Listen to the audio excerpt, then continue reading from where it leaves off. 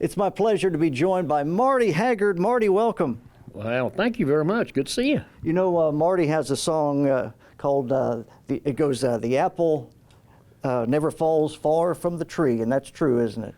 In my case, unfortunately, I wish it had fallen a little further than it did in some cases. But yeah, me and Dad are, like a lot of boys and their daddies, we're obviously very, very similar, and we got a lot of mannerisms and looks and just things, same taste in music, a lot of similarities. And, of course, I do have a mama, and quite a bit of me belongs to her. But, yeah, when it comes to music and different things, Dad and I, we're very much alike, so I guess the apple didn't fall too far from its tree.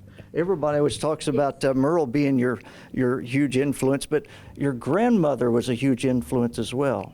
Well, Grandma Haggard was, I always referred to my Grandma Haggard as Jesus in a skirt, and it wasn't until long after my childhood, because, Grandma raised me and my brothers and sisters when Dad first got out of prison. He's first just getting into the music business, and he wasn't around a lot, and Mom and Dad got a divorce, and it's a really long story, but Grandma Haggard ended up with custody of us kids, and she was a special person, and she kept us together, and, she taught me everything she taught him, and he went to prison, I didn't, so apparently it was his fault, not hers.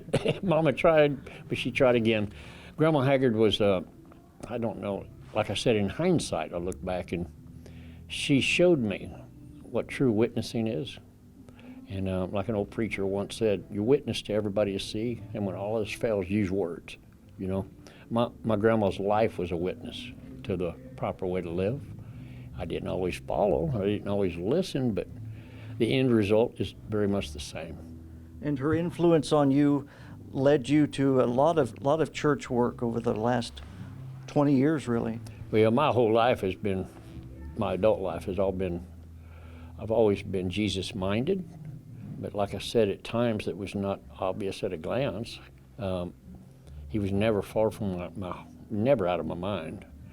But I did, when I come to Nashville, I got a little distracted and drifted a little ways. So, but, my grandma, Jesus, he was just always my friend when I was a little kid, and I've never had no doubts about him. And my grandma, she just instilled that, and she lived the good life and the pure life. And but anyway, yeah, she was real proud of me when when I at some point in my life completely turned it over to him and quit running.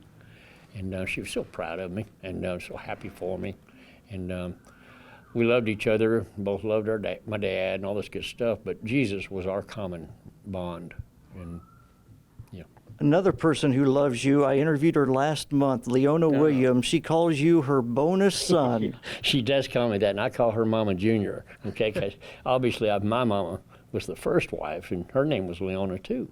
Wow. And but obviously Mama's always going to be Mama, but I either call her Mama Lee or Mama Junior, and she calls me her bonus son. And I always tell her that she got me in the divorce settlement. I love Mama Lee. She's great. You were involved in a very serious accident, yeah. But recovered almost 100%. Yeah, almost. Suffered a head-on wreck in 87, 88. I had just got nominated as one of the top new male vocalists in country music, was doing really well. It was really just going up. And out on the road with my band and had a head-on wreck. And I went backwards through the windshield and in a motorhome kind of vehicle. Hit my head on everything under creation. And lost my memory for a year or two. And I still have a lot of black holes in my memory. And I have memory issues still to this day, but there for about 4 years, I was completely out of it. And by the time I come out of the clouds, my career was pretty much over, It's hard to,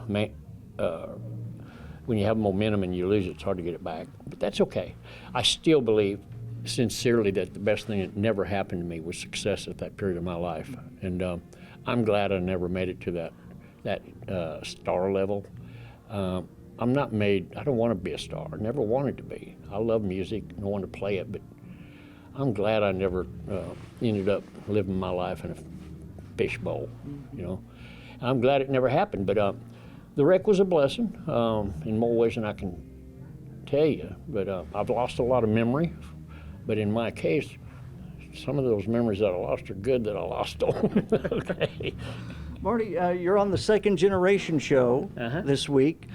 Do you ever compare notes with like Dion Pride and the other kids of Superstars? You ever compare the good things and the bad things about being a child of a superstar? Not really. The only person I've ever done that with in any depth was Georgette Jones.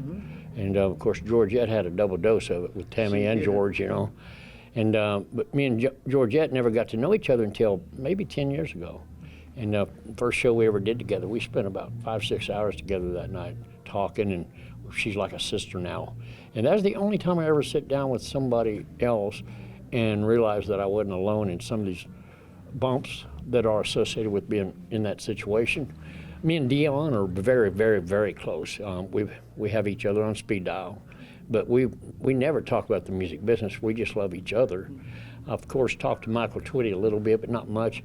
I don't never have sit down to talk about the, you know, the upbringings that we've all had that are similar, other than Georgette. And I don't know, but we all just naturally feel comfortable with each other, you know, been down the same roads. Yeah. Marty, I thank you for your time. I thank you for your music. I thank you for the testimony that you've brought to so many people over so many years. Well, I appreciate that. You don't have to thank me. Testimony, that's, you know, I can't take no credit for the gospel. You know, it was given to me freely, and I will share it freely. Marty Haggard.